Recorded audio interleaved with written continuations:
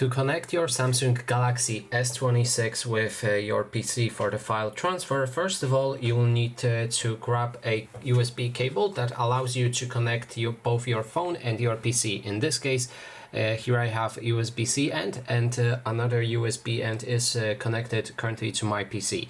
So now we're gonna connect this to my phone, and after that we need to wait a few moments. Make sure that your phone is unlocked throughout this entire process, otherwise it won't work. So when it's unlocked, swipe down from the top left corner of the screen, and here click on the Android system USB for charging phone. If you select this, then you'll be able to change to transferring files, Android Auto option, and that way you'll be able to see your phone on your PC and you can transfer those files.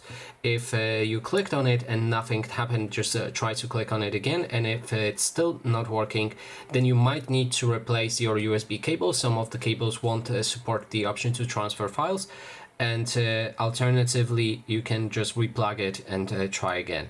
So that is basically everything. Thanks so much for watching.